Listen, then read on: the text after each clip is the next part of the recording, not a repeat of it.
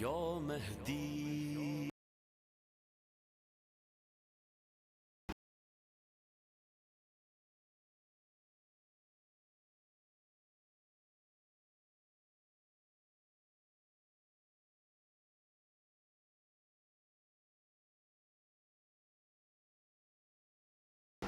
أعوذ بالله من الشيطان اللعين الرجيم. بسم الله الرحمن الرحيم. الحمد لله ذي المن والإحسان وذي العز والسلطان الذي خلق الإنسان وعلمه البيان. والحمد لله الذي نور قلوبنا بولاية محمد وآل محمد. والحمد لله الذي نور قلوبنا بولاية أهل بيته الأطهار وسيدة الجليلة المخدومة المحرومة حق ميراث أبيها وسيدة الشباب بأهل الجنة وآله الطيبين، لا سيما على الحق الجديد وطلعة الرشيد امام المنتظر المهدي عجل الله تعالى فرجه الشريف، وعلى آله الطيبين الطاهرين المعصومين المنتجبين، ولعنة الله على أعدائهم من الآن إلى قيام يوم الدين. آمين يا رب العالمين. أما بعد، فقد قال إمام جعفر الصادق عليه الصلاة والسلام: قال نفس المحموم لظلمنا تسبيح وحمله لنا عبادة ويكتمان سرنا جهادا في سبيل الله. ثم قال أبو عبد الله: يحب أن يكتب هذا الحديث بالذهب. صلوات بابا. اللهم صل على محمد وآل محمد وعجل فرج آل محمد. استقبال ماہ محرم الحرام، جس کا اہتمام خالق و مخلوق سب مل کے کرتے ہیں، انبیاء، مرسلین، ائمہ معصومین. انتظار محرم، اہتمام محرم، آداب محرم، کیفیت محرم، اعمال محرم، محبت محرم، وابستہ اور رابطہ اور رابطہ محرم. امام جعفر صادق علیہ السلام نے ابان ابن تغلب سے روایت نقل کی ہے کہ امام صادق علیہ السلام نے فرمایا: ہمارے اوپر جو مصائب ڈھائے گئے ہیں، ظلم کیے گئے ہیں، اس کی یاد میں غمزدہ ہونا، صرف اس کی یاد کرنا ایک تسبیح ہے، اور تسبیح نجات کا ذریعہ ہے، پیرنا ہے. اور ہمارے لیے مغموم اور افسردہ ہونا عبادت ہے، اور ہماری امانتوں کو پوشیدہ رکھنا اور اللہ کی راہ میں جہاد کرنا. پھر امام علیہ السلام نے فرمایا: اس حدیث کو سونے کے پانی سے لکھنا واجب ہے، سزاوار ہے، ضروری ہے. ایذن محترم، وَحَمَّهُ لَنَا عِبَادَةً، اور اس میں غمزدہ ہونا، افسردہ ہونا، یہ عبادت ہے. عبادت سب سے اعلیٰ ڈگری ہے. عبدیت خداوند عالم کو سب سے زیادہ پسند ہے. میرے عزیزو، ماہ ذی الحجہ کا اختتام ہے. محرم الحرام کی آمد ہے، ماہ ذی الحج کے اعمال، آخری ذی الحج 2 رکعت نماز، طریقہ نماز ہر رکعت میں سورہ الحمد کے بعد 1 مرتبہ سورہ قل هو اللہ احد اور 10 مرتبہ آیت الکرسی۔ عزیزان محترم، الحمد کے بعد 10 مرتبہ سورہ قل هو اللہ ہے اور 10 مرتبہ آیت الکرسی ہے، اس کی روایت بھی ہے۔ سورہ قل هو اللہ 10 مرتبہ، آیت الکرسی 10 مرتبہ، اور اس کے بعد دعا ہے جسے تلاوت کرنا چاہیے۔ اللہم ما علمت فی هذا السنہ من عمل لہتنی عنہ ولم ترضاه نصیحہ لم تنساہ ودعوتنی الى التوبہ بعد اجرأتنی علیک اللہم فعنی استغفرک منہ فاغفر لی ما عملت من عمل يقربني إليك فاقبله مني ولا تقطع رجائي منك يا كريم۔ اے معبود، اس سال میں جو کچھ بھی ایسا عمل انجام دیا ہے جس سے تو نے روکا ہے، وہ تجھے پسند نہیں تھا، میں اسے بھول گیا ہوں، لیکن تو اسے نہیں بھولا، تو نے گناہ پر میرے لیے دلیری کے بعد مجھے توبہ کرنے کی طرف بلایا ہے۔ اے معبود، میں تجھ سے اس گناہ کی معافی مانگتا ہوں، بس مجھے بخش دے اور میرا جو عمل مجھ کو تیری نزدیک لانے والا ہے اسے قبول فرما، اور میں تجھ کو اور تجھی سے آس لگائے امید لگائے بیٹھا ہوں، اس لیے کہ تو بڑا مہربان ہے۔ جب مومنین یہ دعا پڑھیں تو شیطان کہے گا افسوس ہے مجھ پر کہ میں نے اس سال کے دوران اس شخص کو گمراہ کرنے کی جتنی کوشش کی وہ اس کے ان کلمات ادا کرنے سے وہ ساری محنت بیکار ہو گئی اور اس نے اپنا یہ سال بخیر و خوبی انجام دے دیا۔ تو عزیزان محترم، ہمارے یہ سال کا اینڈ ہے، ہمیں حساب لگانا ہے کہ اس سال میں ہم نے فائدہ اٹھایا ہے یا نقصان اٹھایا، اپنے آپ کو کتنا ہم نے چینج کیا ہے اور کتنا بافضیلت راستوں پہ ہم نے اپنے آپ کو گامزن کر دیا۔ پھر ماہ محرم الحرام کی شب پہلی آئے گی، یکم ماہ رمضان کی پہلی رات ماہ محرم، عظیم ترین مہینہ، غم، مشکلات، پریشانی، قرب الہی، تقرب خدا، رضا الہی کا مہینہ۔ یقیناً آل محمد نے اس میں غم منایا ہے، خوشیاں ترک کر دی ہے، ننگے پائے ننگے سر کا اہتمام کیا ہے۔ پہلی رات محرم کے نماز ذکر، 2 رکعت نماز، ہر رکعت میں سورہ الحمد کے بعد سورہ قل هو اللہ، پھر 2 رکعت نماز، پہلی رکعت میں سورہ الحمد، سورہ انعام، دوسرے رکعت میں سورہ الحمد، سورہ یاسین، پھر 2 رکعت نماز، ہر رکعت میں سورہ الحمد اور 11 مرتبہ سورہ قل هو اللہ۔ روایت میں کہ رسول خدا نے فرمایا جو شخص اس رات میں 2 رکعت نماز پڑھے اور صبح کو جو سال کا پہلا دن ہے محرم روزہ رکھے، وہ شخص کی طرح ہے جس نے سال بھر نیکیوں کی پابندی کی ہو، اور وہ تمام سال محفوظ رہے گا، اور اگر موت آ گئی تو جنت میں جائے گا۔ سید طاؤس نے اس ماہ کے چاند کے لیے ایک طولانی دعا ذکر کی ہے، اگر ممکن ہے تو اس رات میں دعا پڑھیں اور قرآن کے ساتھ بیدار رہیں۔ مفاتح الجنان، اعمال روز اول محرم کی پہلی تاریخ میں واضح ہے کہ محرم ہجری سال کا آغاز ہے، اس میں 2 عمل ہیں، ایک روزہ رکھنا، روایت ریان ابن شبیب امام رضا علیہ السلام سے روایت کرتے ہیں کہ اس دن روزہ رکھے اور خدا کو پکارے، خدا اس کی دعا کو ضرور قبول کرے گا، جیسا کہ جناب زکریا کی دعا قبول ہوئی۔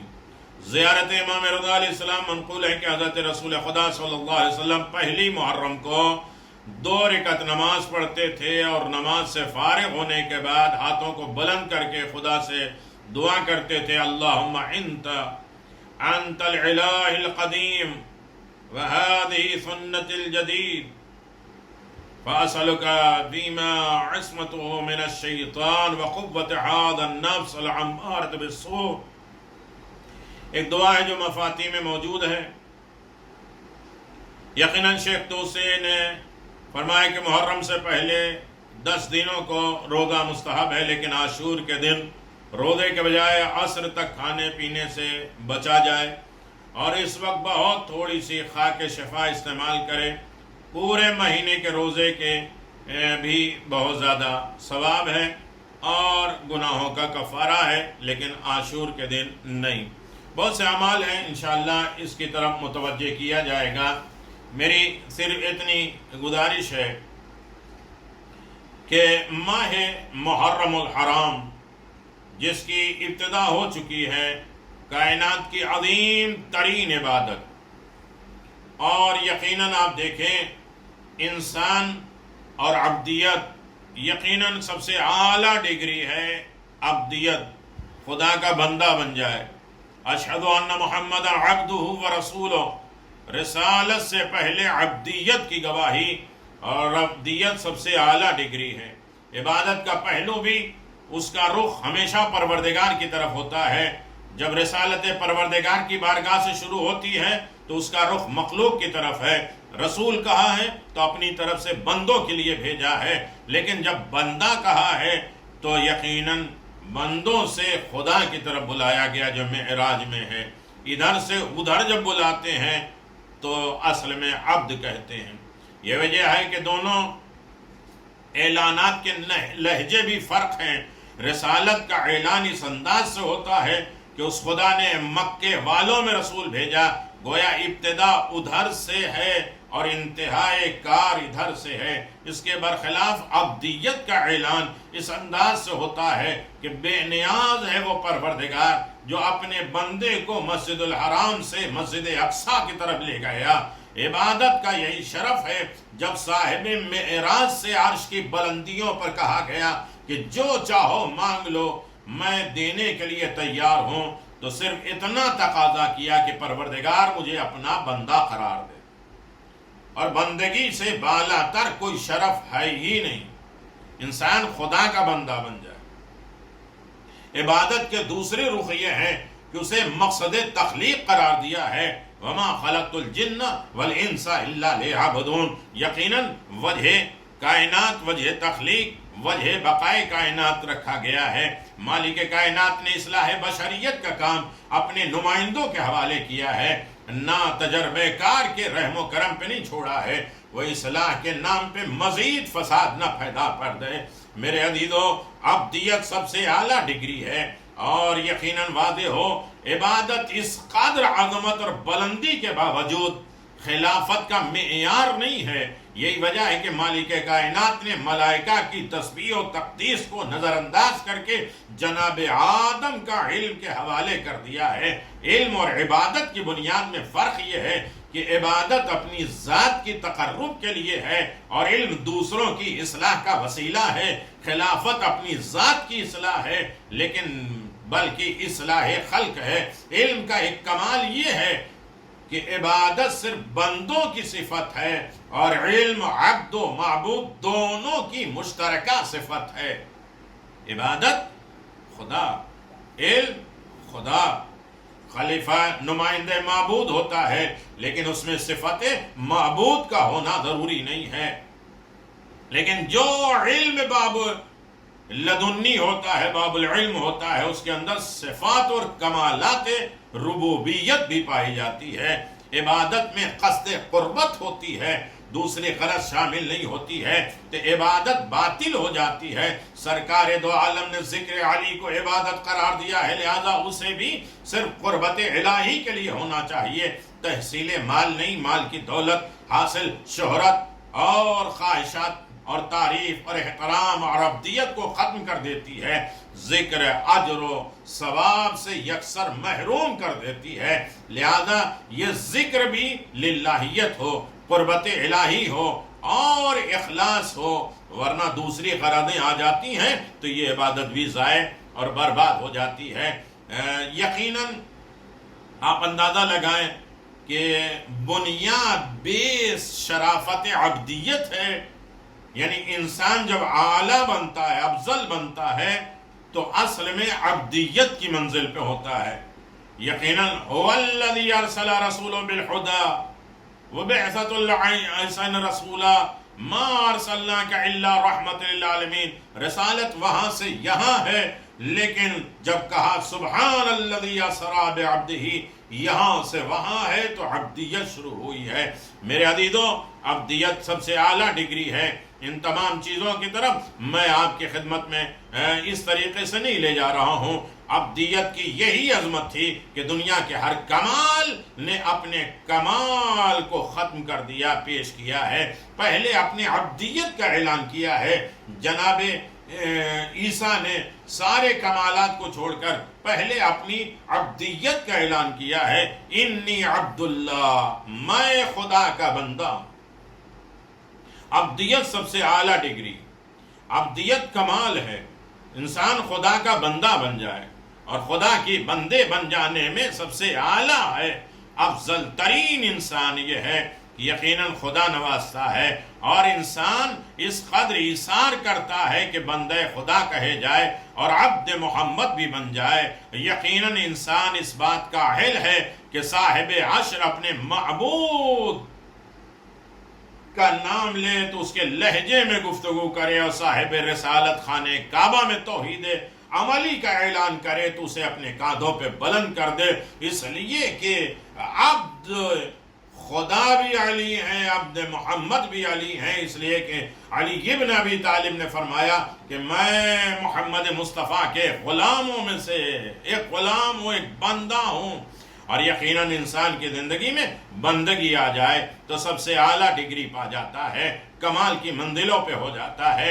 ایسے محرم کے دور میں انسان خدا کا بندہ بن جائے، ہاں حسین کا غلام بن جائے، حسین کے در سے وابستہ ہو جائے، حسین کی عزاداری میں شامل ہو جائے، استقبال عزا ہے۔ یقیناً حسین ابن علی کے چاہنے والے اس طریقے سے کام کریں گے جو حسین نے چاہا تھا، حسین نے مقصد بیان کیا تھا۔ میں فساد کے لیے نہیں جا رہا ہوں، یعنی جو خدا کا بندہ ہوگا وہ فسادی نہیں ہوگا، اختلاف کرنے والا نہیں ہوگا، وہ امر بالمعروف نہیں عن المنکر کرنے والا ہوگا۔ یقیناً ہر منزل پہ انسان کو عزادار ہونا ہے، پاک صفت ہونا ہے، ایماندار ہونا ہے، امانت دار ہونا ہے، مظلوم کا حامی ہونا ہے، ظلم سے نجات دینا ہے، امام زمان کا سپاہی بننا ہے۔ ہر وہ چیز جو عزاداری سے مخصوص ہے، اس عزاداری کو اپنے دل، دماغ، فکر، خیالات سے وابستہ کرنے کا نام عبادت۔ اسی لیے آداب عزاداری ہے کہ عزاداری میں کس طریقے سے شرکت کیا جائے، عزاداری کا معیار کیا ہے، عزاداری کی گفتگو کیا ہے۔ میرے عزیزو، اگر بات سمجھ میں آ جائے تو دو جملے میں تاکہ تیاری ہو جائے کہ کس طریقے سے انسان خدا کی بارگاہ میں جانا چاہتا ہے، اور خدا بند عالم اپنے بندوں کو کس طرح بلانا چاہتا ہے، اور بندہ کس طریقے سے خدا کی نگاہ میں بندگی کا اعلان کرتا ہے۔ اگر صحیح معنوں میں انسان خدا کا بندہ بن جائے اور بندگی کے آداب پیدا ہو جائیں، یہی وجہ ہے کہ آداب واعظین، ذاکرین کے آداب ہیں، سامعین کے آداب ہیں کہ اس طریقے سے انسان اچھے لباس پہنے، پاک لباس پہنے، صرف کالے کپڑے نہ بدل لے، ذہن اور فکر بدلے، صرف گھروں میں کالے جھنڈے، کالے پرچم نہ لگا لے، اپنے اعمال کو تبدیل کرنے کا ذریعہ بنا لے۔ یقیناً آپ دیکھیں کہ سب کی ذمہ داری ہے، مجلس کرنے والوں کی بھی ذمہ داری ہے، مجلس کرانے والوں کی ذمہ داری ہے، مجلس پڑھنے والوں کی بھی ذمہ داری ہے، اس لیے کہ یہ عظیم ترین عبادت ہے۔ اسے کسی طریقے سے، کسی منصب کے اعتبار سے ہلکا نہیں جاننا چاہیے، بلکہ ہر اعتبار سے انسان کو کامیابی کے درجے پر فائز ہونا چاہیے۔ جو مجلس میں حاضر ہوتے ہیں، میرے عزیزو، دو جملہ ہے، چونکہ مجلس مختلف اغراضوں اور متعدد عنوان سے بے حد اسرار رکھتے ہیں، اس کے بڑے راز ہیں، سر ہیں، لہذا جب نیت، ارادہ، قصد کی شرکت کرے مجلس کے تو اس کے ثواب اور اجر بے حساب ہیں۔ میرے عزیزو، جو مجلس میں حاضر ہوتے ہیں یہ اصل میں صرف ایک نیت، قصد شریک مجلس سے دینی ایک ہی نیت کا ثواب من اللہ حاصل کرے، خلوص نیت کے ساتھ اللہ کے لیے مجلس۔ کس کے گھر کی مجلس ہے، کون پڑھنے والا ہے، نیاز کیا ہے، یہ نہیں ہے۔ ہم قربتاً اللہ مجلس میں شرکت کر رہے ہیں اور اللہ کے لیے آ رہے ہیں، چاہے بہت سے مقصد ہوں لیکن ہر چیز میں للہیت ہو۔ وقت نہیں ہے، لہذا میں صرف اتنی بات کہنا چاہتا ہوں، نہ ڈریے نہ خوف زدہ ہوئیے، زیادہ زیادہ مجلسوں میں خرچ کریے، وقت خرچ کریے، فکر خرچ کریے، پیسہ خرچ کریے۔ اس کا حساب و کتاب آل محمد دیتے ہیں، ایک درہم کا اجر و ثواب 70,000 درہم کے برابر ہے، جو محبت حسین، یاد حسین، غم حسین میں خرچ کر دیا جائے۔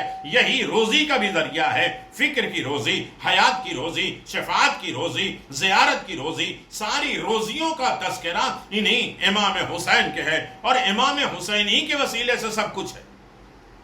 نہ رکوع ہوتا، نہ سجدہ ہوتا، نہ نماز ہوتی، نہ اذان ہوتا، نہ عبادتیں ہوتی اگر امام حسین نہ ہوتے۔ تو حسین کی محبت پیدا کر کے، اور محبت اتنی اعلیٰ ہو کہ خود عمل کی طرف لے کے چلی جائے، اور ثواب ہر مجلس کی نیت حاصل کرے، اس لیے کہ اس کا مقصد مدعا بہت زیادہ ہے۔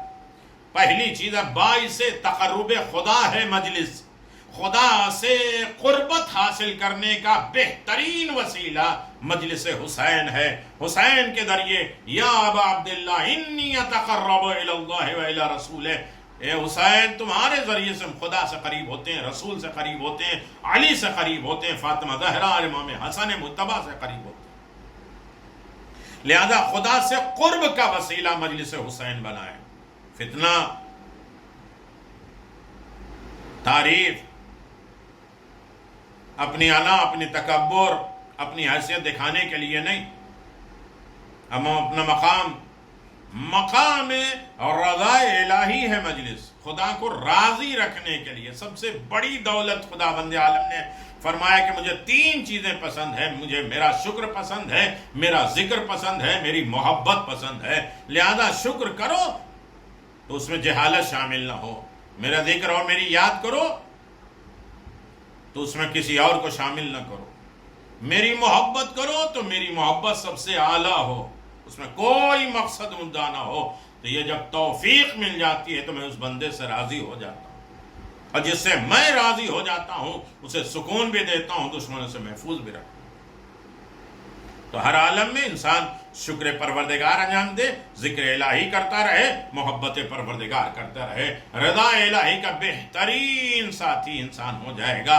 اسی طرح 60 ہیں مجلس میں حاضر ہونے والے کے دستور، قانون، جس کی طرف ہمیں گامزن رہنا چاہیے، سوچنا چاہیے، اور ہر اعتبار سے یہ سوچ لیں کہ عزاداری حسین ایک عظیم ترین نعمت ہے جو اللہ تبارک و تعالیٰ نے ہمیں عنایت فرمایا ہے۔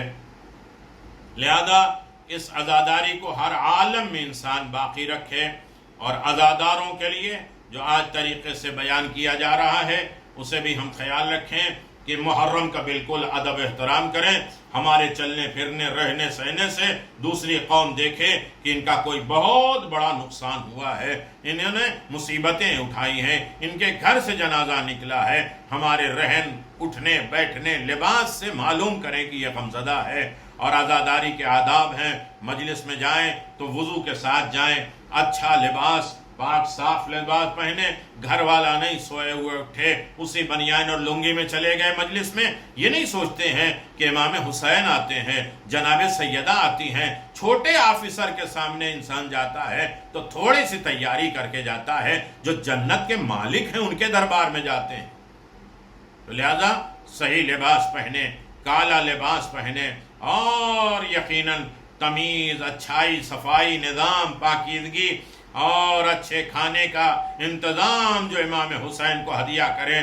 میرے عزیزو گھر واپس آنے کے بعد مجلس کے مفید واقعات نقطات، یہ نہیں کہ جیسے ہم مجلس میں آتے ہیں تو سارے تبصرے نیاز کے بارے میں، یہ شیرمال ایسی تھی، کھانا ایسا تھا، وہ ایسا تھا، اس میں یہ نقص تھا، اس میں یہ عیب تھا، یہ اچھی تھی. کبھی مجلس کے نقطے کے بارے میں کہ مجلس کی وجہ سے ہمیں کیا ملا ہے اس کا تبصرہ ہونا چاہیے اور اس کے بیان میں ہونا چاہیے. تسبیح، خاک شفا، ذکر آل محمد اور یہ ساری چیزوں کا اہتمام کرنا چاہیے، اور پابندی کے ساتھ خاص طریقے سے وقت کی پابندی. فرش پر بیٹھے ہوئے محمد اور آل محمد ہمارا انتظار نہ کریں، بلکہ ہم وقت پہ پہنچ جا کے آل محمد کا انتظار کریں. بہت زیادہ ہے گریہ، ثواب، اجر، ان تمام چیزوں کے فرائض ہیں، بہت عظیم ترین عبادت ہے، لہذا بالکل لائٹلی اسے نہیں لیں، بلکہ ہر اعتبار سے اس عبادت کو اعلیٰ سمجھیں اور اعلیٰ بنائیں. اور یقیناً حسین ابن علی نے ساری کائنات کو یہی بتایا ہے کہ میرے عزیزو اگر انسان خدا کا بندہ بن جاتا ہے، امام حسین کا غلام اور نوکر بن جاتا ہے اور بندگی اس کے ذمہ میں آ گئی ہے تو ہر مشکل اس کے لیے نجات ہو جائے گی. غم حسین میں رونے کی شفاعت ہوتی ہے. میرے عزیزو روایت میں ہے کہ ولادت امام حسین سے پہلے ہی رسول خدا نے بی بی فاطمہ زہرا سلام اللہ علیہا کو کربلا کی خبر دی تھی. فاطمہ زہرا جب حسین کا واقعہ سن رہی تھی تو بے انتہا گریہ کی. بابا، رسول خدا سے فرمایا یہ واقعہ کس زمانے میں ہوگا؟ رسول نے جواب دیا اس وقت نہ تم موجود ہوگی، نہ میں رہوں گا، نہ علی رہیں گے، نہ حسن رہیں گے. بی بی فاطمہ نے کہا بابا جان پھر میرے لال حسین پر روئے گا کون؟ اللہ میرے ماں باپ کو اجر و ثواب دے جنہوں نے نسلوں میں عزاداری رکھی ہے اور عزادار بنایا ہے، عزاداری اپنی نسلوں میں دی ہے، یہ بندگی ادا کی ہے کہ آج بھی ان کی اولاد، ان کے گھر والے ذکر حسین، یاد حسین کی طرف آمادہ ہیں. ہاں میرے عزیزو، بی بی فاطمہ زہرا نے کہا بابا جان پھر میرے لال حسین پر روئے گا کون؟ رونے کا بے انتہا اجر و ثواب، ایک قطرہ جنت کا ذریعہ. آئے گی بات انشاءاللہ. رسول خدا صلی اللہ علیہ وسلم نے فرمایا امت کی عورتیں کربلا کی عورتوں پر، مرد کربلا کے مردوں پر، بچے کربلا کے بچوں پر ماتم کریں گے، روئیں گے. ہر سال محرم میں عزادار حسین برپا کریں گے. بس تمہیں چاہیے کہ ان عورتوں کی قیامت میں شفاعت کرنا، میں مردوں کی شفاعت کروں گا. جو بھی حسین کے غم میں روتا ہے میں اس کا ہاتھ پکڑ کر جنت میں لے کے جاؤں گا. فاطمہ زہرا کے ساتھ ایسی آنکھیں قیامت میں شاد ہوں گی، باقی ہوں گی. ہاں میرے عزیزو، روئیں گے جو حسین پر، مگر حسین رونے والے آنکھوں پر خوش و خرم ہوتے ہیں. فَإِنَّهَا ذَاهَكَ مُسْتَبْشِرٌ بِنِعْمَةِ الْجَنَّةِ. بہار الانوار جلد نمبر 44 میں ہے کہ جو آنکھیں حسین پر روتی ہیں میرے عزیزو اسے بشارت دی جاتی ہے، خوش و خرم کیا جاتا ہے اور جنت نعیم کی دولت دی جاتی ہے. جب بھی غم حسین ہو گریہ کرو. امام حسین کے چاہنے والوں گریہ کرو.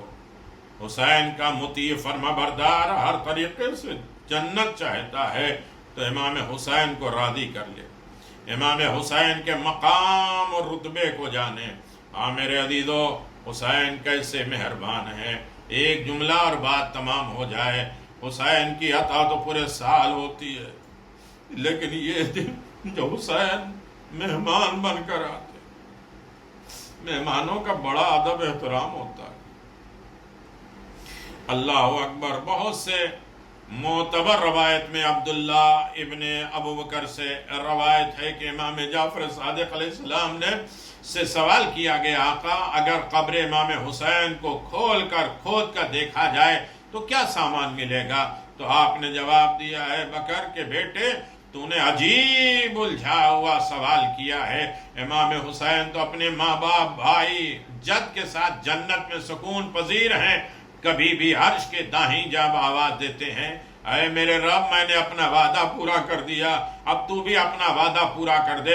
امام حسین تمام زائرین کو دیکھتے ہیں اور ان کو اتنی اچھی طرح سے پہچانتے ہیں کہ نام باپ دادا قبیلہ ماں باپ بہن بھائی سب کو جانتے ہیں، اپنے رونے والوں سے بہت محبت کرتے حسین اور ان کے لیے طلب مغفرت کرتے ہیں، اپنے آباء و اجداد سے کہتے ہیں زائرین کے لیے استغفار کریں۔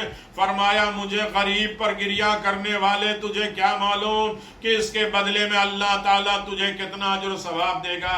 اے اللہ تعالیٰ تمام گناہوں میں ظاہر کو معاف کر دے، جو حسین کے غم مناتے ہیں، حسین کے راہ میں روتے ہیں، حسین ابن علی انہیں بہترین اجر و ثواب دیتے ہیں۔ میرے عزیزو ایک حدیث ہے اور حدیث کو آپ کی خدمت میں پیش کر کے بات تمام کر دیں۔ میرے عزیزو امام جعفر صادق علیہ السلام نے فرمایا جو مجلس حسین برپا کرے اور 30 آدمی کو رلا دے اس کے اوپر جنت واجب ہے، اور پھر فرمایا 30 نہیں 10 آدمی کو رلا دے جنت واجب ہے، اور پھر اس کے بعد کہتے ہیں 10 ہی نہیں ایک آدمی کو جنت لینا ہے تو ایک آدمی کو غم حسین میں رلا دے یا رو لے جنت واجب ہے۔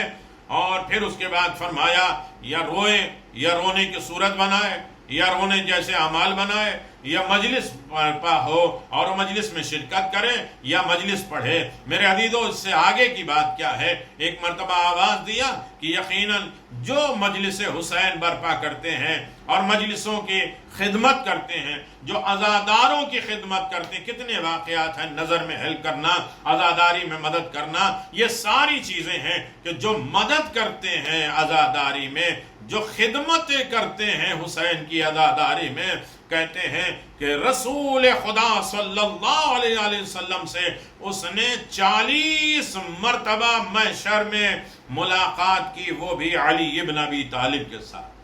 یا یہ بھی روایت ہے کہ اس نے 40 مرتبہ علی ابن ابی طالب کی زیارت کی ہے رسول خدا کے ساتھ۔ جو عزاداروں کی خدمت کرتا ہے، عزاداری کی خدمت کرتا ہے، مجلس میں خدمت کرتا ہے، کوئی چیز بیکار نہیں جاتا ہے۔ میرے عزیزو جب بھی غم پڑے حسین پہ گریہ کرو۔ یہ واقعہ سن 1343 ہجری کا ہے، جو ایک واحد محترم نے بیان کیا ہے۔ بحرین شہر میں ایک عورت تھی جس کے بیٹے کا نام محمد تھا، وہ ابتدائی جوانی میں انتقال کر گیا تھا۔ روزانہ اس کی ماں قبر پر جا کے گریہ کرتی تھی۔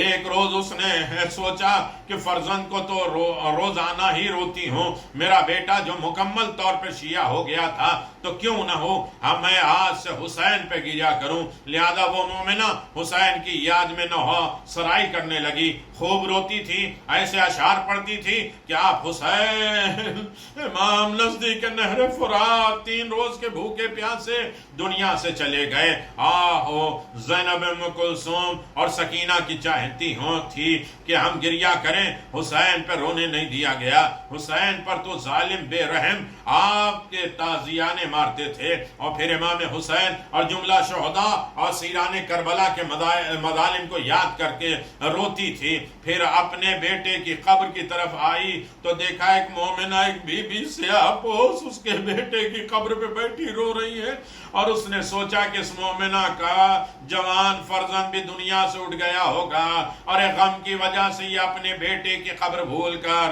اپنے میرے بیٹے کی قبر پہ آ گئی۔ ارے سمجھ گئی بی بی آپ کی یہ بھول ہو گئی، آپ کی یہ قبر نہیں ہے، اور شاید تمہارا کوئی اور جوان مر گیا ہو، اور شاید تم اپنے بیٹی کی قبر بھول گئی ہو۔ ان سیاہ پوش بی بی نے فرمایا نہیں، میں اپنے بیٹے کی قبر نہیں بھولی ہوں، بلکہ میں تیرے فرزند کے لیے گریہ کر رہی ہوں، اس لیے کہ تو بھی تو میرے فرزند کے لیے گریہ کر رہی ہے۔ اس نے پوچھا آپ کا فرزند کون ہے؟ تو بی بی نے فرمایا میرا بیٹا حسین ہے۔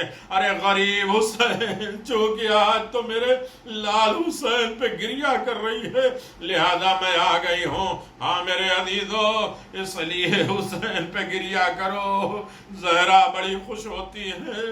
عزاداری کا اہتمام ایسے نہیں ہے، ہمارے پاس الحمدللہ کتنے بھی مسائل ہوں تب بھی بہت کچھ ہیں اسباب کے۔ ایک مرد مومن ہے جو ہر سال محرم کرتا ہے، عزاداری کرتا ہے، 1 سال اس کے گھر میں کوئی اہتمام نہیں تھا کہ وہ عزاداری کر سکے، بیٹھا سوچ ہی رہا تھا، بیوی قریب آئی، آواز دیا کیا بات ہے، کس فکر میں ہو؟ کہا کہ اس سال حسین ہمارے گھر میں ہمیں اہتمام نہیں کر پا رہے. کیا گھبراؤ نہیں، میرے پاس ایک خزانہ ہے، کہاں چھپا کے رکھا، مجھے بتایا بھی نہیں. کہا میں وہ نعمت لے کے آتے ہوں. دوسرے کمرے میں گئی، اپنے 10-12 سال کے اکلوتے بیٹے کو بازو پکڑ کے لے کے آئی. آواز یہ نعمت ہی سے بازار میں جا کے بیچ کے آزاداری کر دو. اور بڑا خوش ہوا کہ امام حسین کی مجلس کا اہتمام کا تو ہوا. اور بازار میں گیا، کوئی بیچنے والا خریدنے والا نہیں. مایوس آیا، کسی نے دروازے پہ آ کے دق الباب کیا. پوچھا کون؟ کہا تم اپنے جوان کو بیچنا چاہتے ہو، ہم خریدار آئے ہیں. کہاں بیچنا چاہتے ہو، کیا کیا لوگے؟ کہا اتنا دے دو کہ 10 دن حسین کی آزاداری ہو جائے. اس نے 2 تھیلیاں دی. آواز دی ایک سے آزاداری حسین کرنا، ایک سے اپنا خرچ. کہا یہ خرچ والا رکھ لو، ہم حسین کی آزاداری کریں گے، حسین ہمارے ذمہ دار. دولت دی چلا گیا. جانے کے بعد وہ جوان کہتا ہے اس بچے سے کہ تم اپنے گھر چلے جاؤ. کہا نہیں، میرے ماں باپ پریشان ہو جائیں گے کہ وہ پیسہ ہم واپس کہاں کریں گے، تو ہم تو آزاداری میں لگا رہے. کہا ہم پیسہ نہیں لیں گے، کہیں گے میرے ماں باپ کہیں گے تم بھاگ کے آ گئے. مجھے 10 دن اپنے پاس رکھنا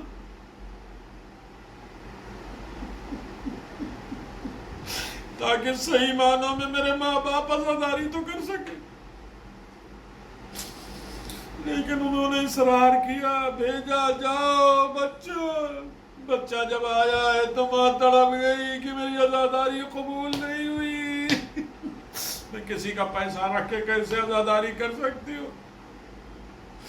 بس اتنا سننا تھا. کسی نے آواز دیا تمہیں معلوم ہے کس کی آزاداری کر؟ کہ حسین ابن علی کی آزاداری. بڑا لمبا واقعہ ہے، لیکن احساس کرنے والے سوچو بندگی کیا ہوتی ہے، خدا کی اطاعت کیا ہوتی ہے. کہ جس کے نام پہ تم نے اپنے بیٹے کو بیچا ہے، جس کی آزاداری کا اہتمام کیا ہے، میں بھائی حسین غلام کو، بچے کو خریدنے میرا بھائی عباس آیا تھا. آزاداری میں جو بھی خرچ کرتا ہے، جو بھی اہتمام کرتا ہے، جو بھی سانس لیتا ہے، جو بھی وقت خرچ کرتا ہے، جو بھی درہم خرچ کرتا ہے، جو بھی زبان وقت حالات خرچ کرتا ہے، میرا بھائی عباس وہ رائے گا نہیں ہونے دیتا ہے. اس کا اجر و ثواب عباس کے ہاتھ میں ہے. وہ عباس لکھتے ہیں کہ کون آزادار کتنا خرچ کر رہا ہے، کتنا حسین کے غم کو منا کر حسین کے زخمی زخم کو دور کر رہا ہے، اور سیدہ کے سکون کا ذریعہ کون بن رہا ہے. الا لعنت اللہ علی قوم الظالمین سیعلم الذین ظلموا ای منقلب ینقلبون ان للہ و انا الیہ راجعون ردا بقضاہ و تسلیما لعمرہ. پروردگار ہماری اس قلیل سی عبادت کو قبول فرما.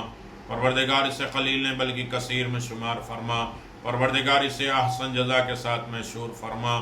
کہ میرے کریم پروردگار، لطیف کریم پروردگار، عزاداری میں شوق اور ذوق اور خلوص نیت کے ساتھ حسین نے اور حسین کے گھر والوں کو پرسہ دینے کی توفیق عطا فرما. میرے گھروں میں بھی عزاداری ہو، جناب سیدہ کی نگاہ رحمت ہو، حسین کی رضا ہو، قرب الہی کا ذریعہ ہو، خوشنودی پروردگار کا وسیلہ بن جائے. عزاداری کو ہماری قبول فرمائیے. ہمارے حالات بنائیے کہ ہم عزاداری میں انہماک اور شوق اور ذوق اور زیادہ طریقے سے ہم اس پر خرچ کر سکیں، وقت دے سکیں، اور عزاداری ہماری زندگی کی تبدیلی کا ذریعہ ہو. ہم سپاہی امام زمان بن سکیں. ایسی عزاداری میں ہے کہ ہم سپاہی امام حسین بن کر سپاہی امام زمان میں شریک ہو سکیں. ہم سب کے مرحومین کی مغفرت فرما، ہمارے زندوں کی حفاظت فرما. پروردگار ہم سب کی نسلوں میں عزاداری کو باقی رکھ. جس طرح ہم کہتے ہیں کہ ہم عزادار ہیں، میرا آقا حسین بھی کہہ دے کہ تو میرا عزادار. امام زمان کی دعا بھی آ جائے تو میرا عزادار. آپ حضرات سے گزارش ہے کہ مرتبہ سورہ الحمد اور 3 مرتبہ سورہ اخلاص کی تلاوت کر کے جناب بندے حسن ابن مختار احمد محسنہ بانو بنت ممتاز حسین کی ارواح مقدس کے لیے سورہ مبارکہ فاتحہ پڑھیں. اللہ ان کے درجات کو بلند کر دے. گناہ کبیرہ صغیرہ معاف فرما، حقوق اللہ حقوق العباد سے درگزر فرما، اعلیٰ علیین میں جگہ عنایت فرما۔ عظیم ترین شاعر اہل بیت تھے، پروردگار انہیں ذکر آل محمد کا بہترین اجر و ثواب عنایت فرما۔ ہر طریقے کے آفات اور بلاؤں سے انہیں اور ان کے اولاد، ان کے گھر والوں اور رشتہ دار قرابت داروں کو محفوظ فرما۔ زیادہ سے زیادہ ذکر حسین، یاد حسین کرنے کا اہتمام فرما۔ روزی جیسی عظیم دولت عنایت فرما۔ ذکر آل محمد سے وابستگی عطا فرما۔ محبت اہل بیت کی دولت عطا فرما۔ امام زمان کو ہم سے راضی فرما۔ ربنا تقبل منا انک انت السمیع العلیم بحق محمد وآلہ الطیبین الطاہرین۔ بسم اللہ الرحمن الرحیم۔ الحمد للہ رب العالمین الرحمن الرحیم مالک یوم الدین ایاک نعبد و ایاک نستعین اهدنا الصراط المستقیم صراط الذین انعمت علیہم غیر المغضوب علیہم ولا الضالین۔ بسم اللہ الرحمن الرحیم قل هو اللہ احد اللہ الصمد لم یلد ولم یولد ولم یکن له کفوا احد۔ بسم اللہ الرحمن الرحیم قل هو اللہ احد اللہ الصمد لم یلد ولم یولد ولم یکن له کفوا احد۔ بسم اللہ الرحمن الرحیم قل هو اللہ احد اللہ الصمد لم یلد ولم یولد ولم یکن له کفوا احد۔ بسم اللہ الرحمن الرحیم قل هو الله احد الله الصمد لم يلد ولم يولد ولم يكن له كفوا احد۔ اللهم صل على محمد